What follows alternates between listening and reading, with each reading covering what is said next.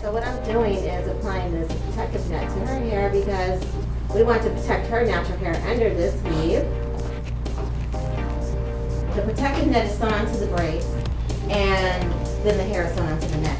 So it takes the tension off of her hair and also allows it to grow properly throughout the duration of her wearing the weave. My weaves last 3 to 4 months. Sometimes I have to call the client and say, "Hey girl, it's time to take this weave down." "Oh, but it still is good, you know." I'm like, "No, I'm concerned about your hair. It's great." So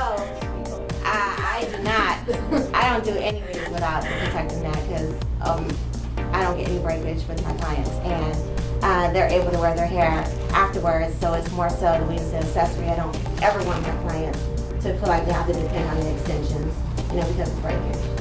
So if they do get breakage, it's not from the weave, it's from them leaving the hair out and blending. I just left a little bit out of her natural hair around the edges to create less tension on her edges because we don't want to be pulling and then they can come out more. So I just left a little bit out for a more natural look. And then in the back, I'm just going to create a regular foundation, which is in a circle. You don't want to place it too tight on the hair. You don't want it to pull with the braids, you know, because with the tension, well, the hairline won't recede. And we're never in business to do that. Right. So you definitely want to leave it to where it's comfortable. If you guys want to see how I can move this up a little bit. If it was too tight, it would just be on the hair. It would be too much stress on the hair. And then once you put, then you don't want your braid foundation to be too tight. Once you put the net on in the hair, it starts getting a little tighter and tighter. You don't ever want to send a lady home with a headache. Oh, also, I don't know if you guys seen the foundation before she put the net on, but in the center, I zigzagged in the middle. And what that does, if you guys don't know, it just creates less tension on the hair because right now I have like a little dent in the middle of my head just from doing too many tight ponytails or just keep on going in a circle. So I just created less tension by going back and forth this way. And it's a little flatter that way too. Why are you starting to sew from the front? I'm starting to sew from the front because the way I put the wind is each lane is going to build. So that when the wind blows, there are no spaces in between. I have a question. What's your technique for securing the ends? I know a lot of people do different knots and double this, double that for the most part. So what's yours? My technique is I just triple it out. Just once, just go through and then the weft. I go through it. I do it twice. That way, throughout the weave, usually there are no tracks that come loose. If it does, it's probably because the client may be combing the hair too close to the weft and it loosens the thread. But other than that, they don't have it. I got clients, a lot of clients that go and work, you know, overseas or with their jobs, they're traveling, and they don't have to worry about their weave coming loose and someone having to fix their track.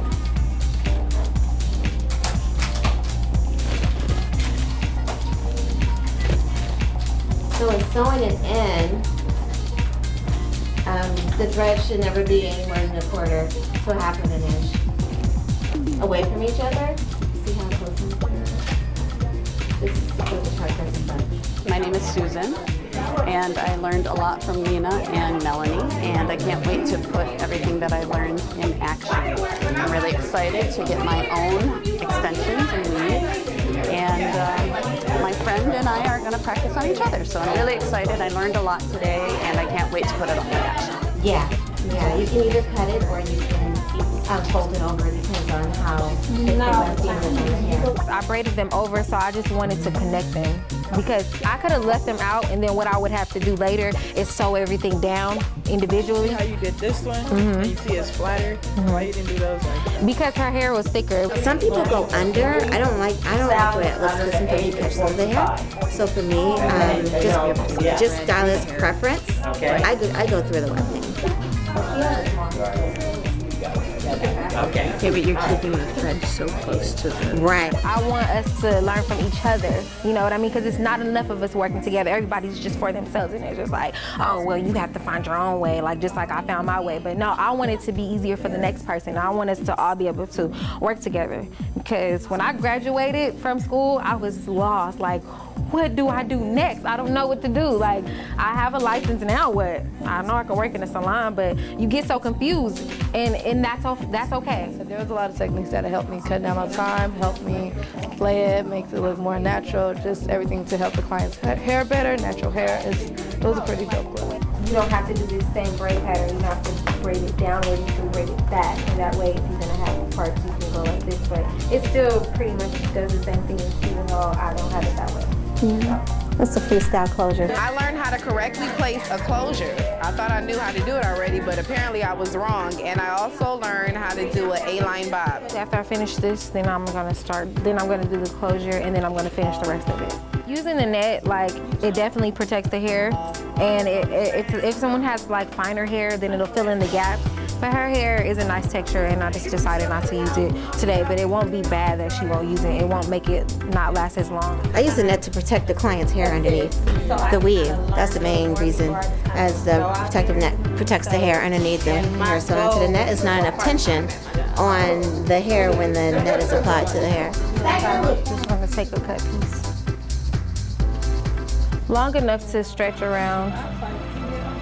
Just about right. I just asked them, you know, how you feeling? You just gotta keep the communication open. But that pull, when I had got mine, that little part had pulled. It actually pulled my hair, and that's why I was tight. Okay.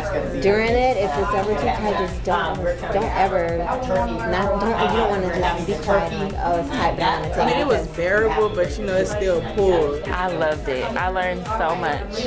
I'm really glad I came. I'm so happy I came. This is my first time learning about lace closures. I learned a few techniques regarding the weaving placement, so that was helpful. But I didn't know anything about lace closures, so I feel like I can go do one right now. I'm connecting it to the previous without putting the tension on her hair that's left right here. And the thread goes over? Yeah, it goes over, and then pull it through. And you want to pull up to the, there it goes. I've never seen a real weave up close, never put together, not done, nothing. So I'm like, that was amazing to watch, to actually potentially get in there and have hands-on with Melanie. So that was amazing. I've just seen it, and I look forward to coming back to Hairbeat and learning some more things. You just go back, like that. You just go back to your same point. You just go back and just pull it and see. And then you want to give it enough leverage here so that it doesn't bunch up. So you're holding that taut and you're... Yeah, and then going down in this way, like so. Like, trust me. I came to the class just to learn, you know, if I was headed in the right direction as far as like placement, and I wanted to see how is the closure put on. I've never even seen someone put one on, so it was very educational, very informative. You're a very good braider, because usually I don't like getting so much because the braids are so tight and it pulls. So I'm going to create my angle here. What I'm going to do is make sure the sides match. So I take these 2 points and cut them here, so that then I can connect them from here to here. So I'll take everything in between and then bring it back, and so it's going to slide forward. I'm cutting straight back on a 0, and it's just angled. So it's still back. Angle about a 45. Okay, still back. Yeah. Okay. Wait, at the front we're doing a what, a 0? Yeah, I'm at 0 in the front. Yeah, angle it backwards. So this is the base, and it just gets you there faster.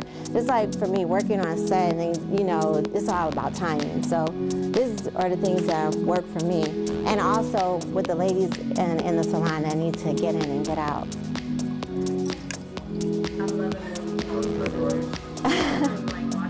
Yeah. This is total control.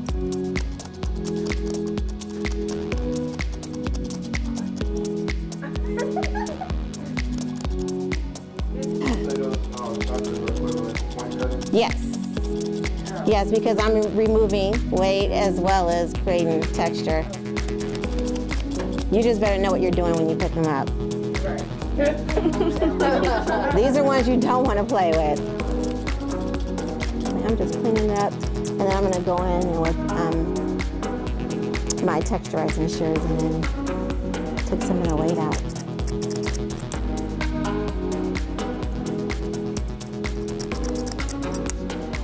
These are the chunkers. These take out maximum weight. But I'm using them to cut so that, say it again? I was saying, but I'm using them to cut. So I'm creating texture and taking the weight out. You only do that around like the top half? Yeah. I did it around the perimeter.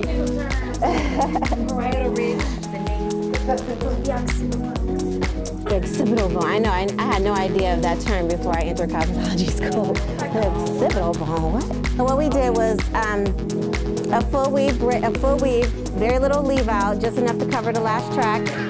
We blended layers for angle bob and give her some body curls. She can wear it straight, she can wear the natural texture, or she can wear it styled. And it has a lot of versatility to it. I could have put it in to where she could flip the part, or even wear it in the middle if she wanted to, but that would be another class if you guys wanted to do that versatility and that placement. And this is the look we were going for. So we can pump it up for party hair, we can wear it soft, or she can just rock it like fresh out of bed and have a bed head. That's just the way the layers, yeah, that's just the way I blended the layers.